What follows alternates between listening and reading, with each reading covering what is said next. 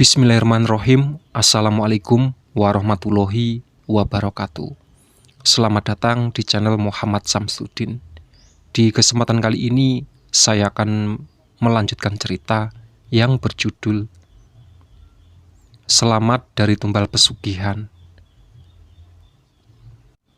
Selamat mendengarkan. Sejak kecil aku tidak terlalu percaya dengan hal-hal berbau mistis.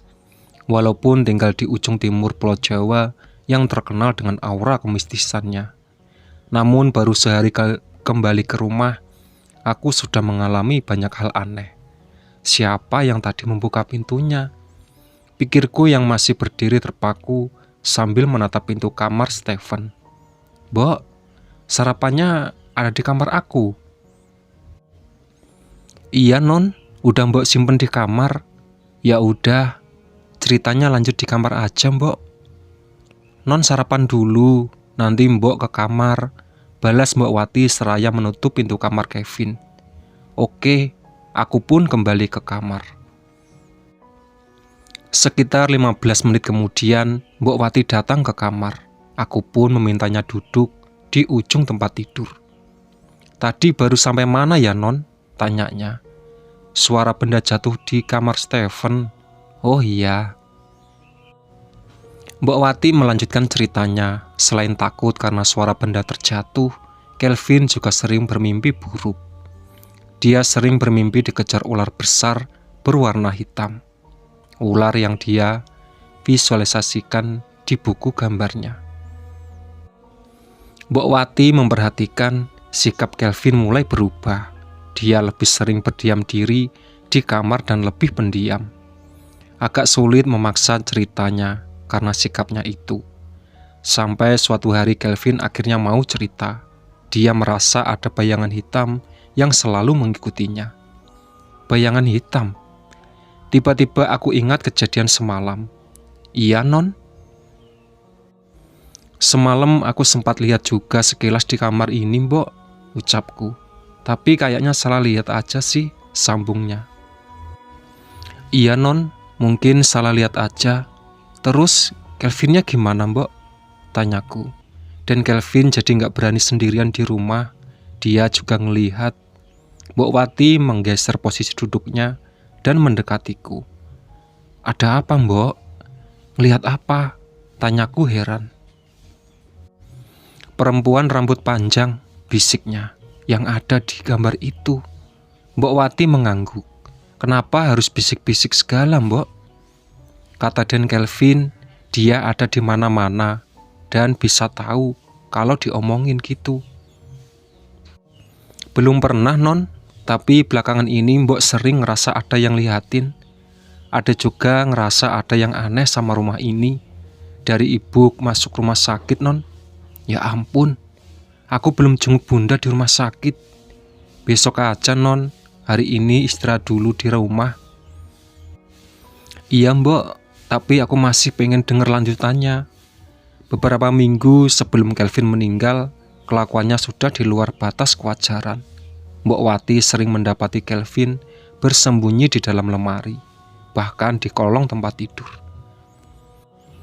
Tengah malam, Kelvin semakin sering menjerit ketakutan, berteriak-teriak, memanggil Mbok Wati. Untuk menemaninya tidur di kamar, ketika ditanya ada apa, jawabnya selalu sama. "Ada ular di kasurnya," ucap Mbok Wati. "Ular? Ular beneran?" "Mbok juga nggak tahu non. Mbok, bapak, dan Ahmad udah cari di kamarnya, tapi nggak ada ular," jelas Mbok Wati. Semakin hari tubuh adik itu semakin terlihat kurus dan pucat karena kurang tidur dan jarang makan. Di sekolah pun Kelvin lebih banyak murung dan tidak bergaul seperti biasa. Pihak sekolah sempat datang ke rumah untuk memastikan apakah kondisi Kevin baik-baik saja. Namun setelah diceritakan semua, mereka masih tak percaya. Kelvin malah disuruh istirahat di rumah selama seminggu.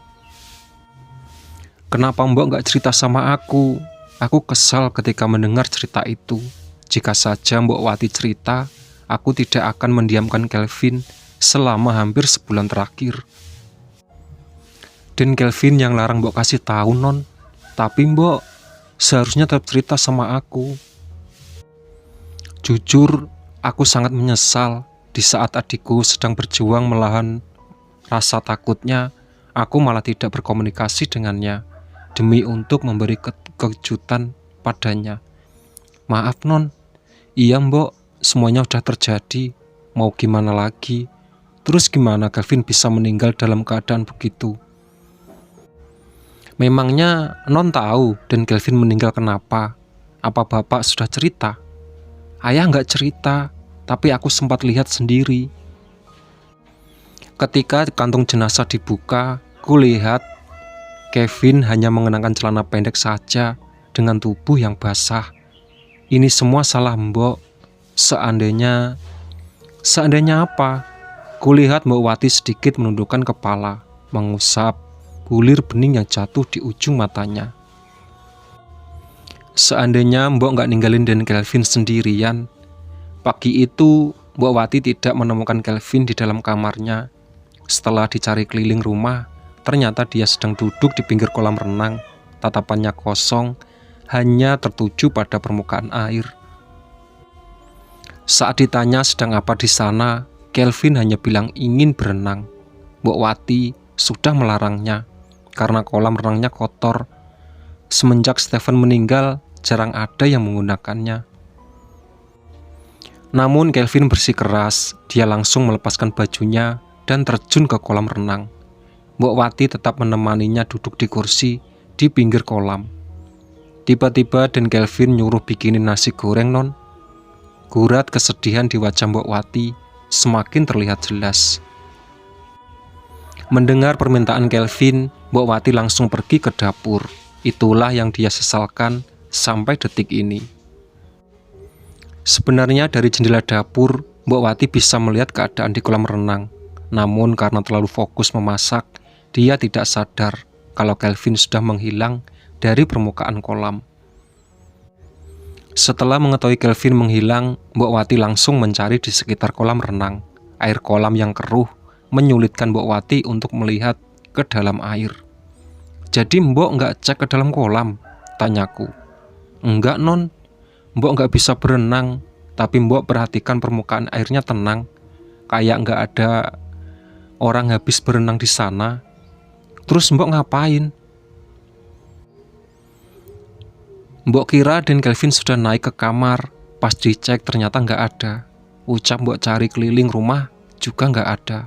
Terus mbok lapor ke bapak. Ayah pun ikut mencari keberadaan Kelvin, mulai dari kolam renang, tempat yang biasanya Kelvin bersembunyi, kamar-kamar kosong, gudang, sampai setiap sudut rumah. Hasilnya nihil, Kelvin tidak ditemukan. Kemudian ayah kembali ke kolam renang, menyalakan pompa untuk menguras kolam. Ketika airnya surut, Kelvin ditemukan sudah berbaring di dasar kolam. Aku sudah berusaha menyelamatkannya, tapi Kelvin tidak tertolong. Adikku itu sudah meninggal sebelum mobil ambulan datang. Tidak lama kemudian aku pun tiba di rumah. Mbok Wati mengakhiri ceritanya. Ya udah mbok, aku mau lanjut istirahat dulu. Semalam kurang tidur. Iya non. Mbok Wati bangkit lalu membereskan piring dan gelas.